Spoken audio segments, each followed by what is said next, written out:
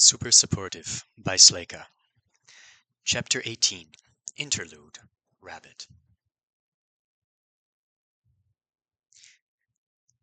All right, y'all, said Miss Jensen, smiling as she took the full class of over-energized second graders. I'm sorry about recess, but I can't turn off the rain for you. We'll have read-aloud time and play some games afterward. How does that sound? Boring, one boy shouted, rocking back and forth so hard his fist cracked against the floor. Good, a few kids said, their eyes already on a stack of board games in one corner of the classroom. Yes, ma'am, the class's goody two-shoes replied, clasping her hands primly in her lap. From his seat behind the girl, Alden Thorne raised his head, stretching for the ceiling. Thank you for sitting so politely in your seat, Alden. Did you have a question? Can you read from the book about superheroes? He asked quickly. No, I want the dragon book, another boy protested. I want... Miss Jensen held her hand up for silence. When the children finally calmed down, she said, I think Alden should get to choose since he asked first, and since his family will be leaving Nashville soon to head to Chicago. Doesn't that sound fair? A few people grumbled, but not many. Superheroes weren't a bad choice, as far as rainy day reading material went. The teacher pulled the familiar book out from under a stack of papers on her desk and took her seat at the front of the room. Okay, who remembers which class of Avowed we read about last time? Meister, the girl sitting in front of Alden said promptly. Alden lowered his hand in disappointment. That's right, Clara. So, let's see. Oh, today's class is one of the rares. Isn't that exciting? Who knows what a rabbit is? My daddy says they're rich. My daddy says they're cowards. You're wrong, Clara said in an uncharacteristic shout. That's a bad thing to call any of the Avowed. They're brave and they fight demons and bad guys for us. And my mama says only dissents say mean things about them because they're jealous not everyone gets power. The whole class had started whispering. Mrs. Jensen's smile was getting thinner by the second. Settle down, she called. Remember that conversation we've had a few times this year about how we will try to think our own thoughts in class and not only repeat what we've heard from others? Clara gasped. But that doesn't mean our parents, does it? The teacher cleared her throat. Let's all learn from this nice book, she said, and not talk about things like dissidents anymore. Before anyone could protest, she started reading. From A Children's Encyclopedia of the Avowed, interviews with real superhumans in every chapter. You've probably heard of the classes we've talked about so far, but have you ever heard of a rabbit? No, not the cute and cuddly animal you might have for a pet. Rabbit is a funny-sounding name for an Avowed class that is just as serious and important as all the others in this book. Rabbits offer their services to make Earth and Artona better places, just like all the other superhumans here. The Interdimensional Warrior's contract isn't just for people who fight villains here on Earth and wherever else they might be called to by our Artonan friends. We've already met some healers. Let's learn about another class that does special work away from dangers of the battlefield. But first, where did the name Rabbit come from? To answer that question, we've asked Honorable Ty Kroll, a biologist from Artona 2, to explain. The Rabbit is a small flying reptile native to Artona 3. It was domesticated more than 20,000 years ago, and it has since become a popular companion animal throughout the Triplanets and on many of our resource worlds. The Rabbit is known for being swift, clever, and easily trained. Many Artonan children enjoy using their pet Rabbits to send gifts and messages to their friends. Though normally it is unacceptable to call sentient beings by animal names, the Rabbit is so beloved that it has become common practice to refer to particularly helpful children or useful junior members of business organizations as little Rabbits.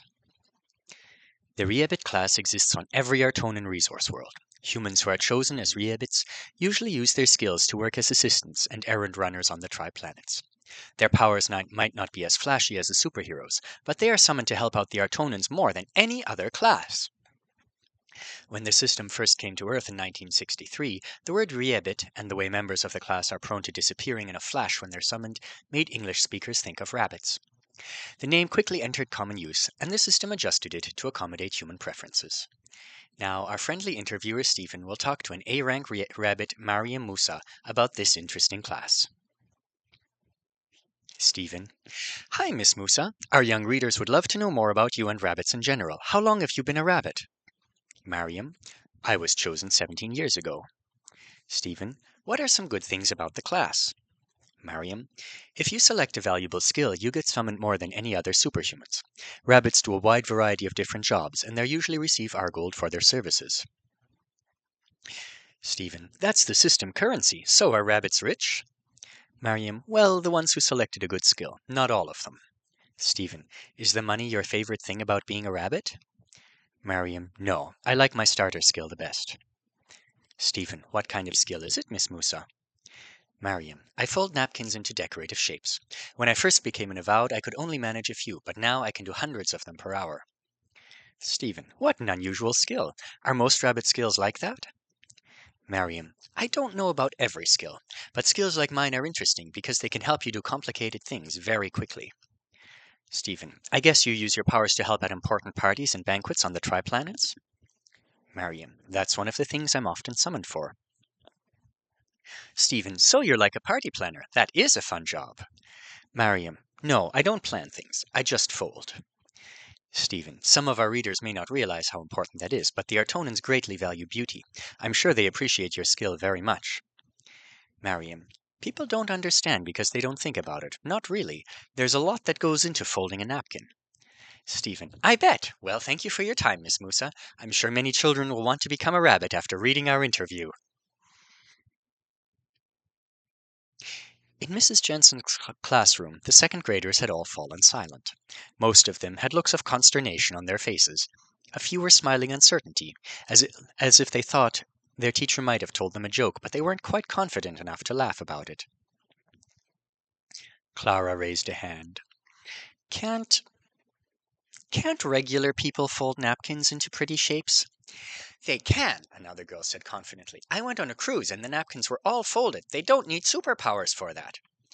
But the rabbit lady is rich. That's good, a boy said. I want to be rich. My daddy is rich. I want to be a superhero who shoots fire out of my face. Alden raised his hand. Closing the book, Miss Jensen smiled at him. Everyone please notice how Alden and Clara raised their hands. Yes, Alden? Did you like the interview with Miss Musa? I'm confused, he said. Why do the Artonans need somebody to fold napkins for them? Can't they do it themselves? Well, Miss Jensen tucked her hair behind her ears and bit her lip, apparently thinking about the question. I know everyone is very excited about superpowers. When we see a brave hero protecting us from bad people, or we hear about them saving someone from a disaster, all of our attention is on them. But the world needs all kinds of helpers, doesn't it? Clara raised her hand again. Yes, Clara? Last week you taught us about want and need, she said proudly. Want and need are different. That's true, but pretty napkins is a want, isn't it? It is, one of her friends agreed. I think so, too. Maybe it's a need if it's for a wedding. My cousin's getting married. I'm going to be the flower girl. Our Tonans have weddings, too. My mama says they have 3 brides and grooms at a time. That's bad. No, it's not. 3's my favorite number. All right, y'all, I think we're getting a bit off track. Let's take a minute to think of good things Rabbit Avowed can do for the world. Whoever comes up with the best answer will get a new pencil from the pencil box. This challenge earned Miss Jensen a few blissful minutes of quiet while everyone wrote down their best guesses.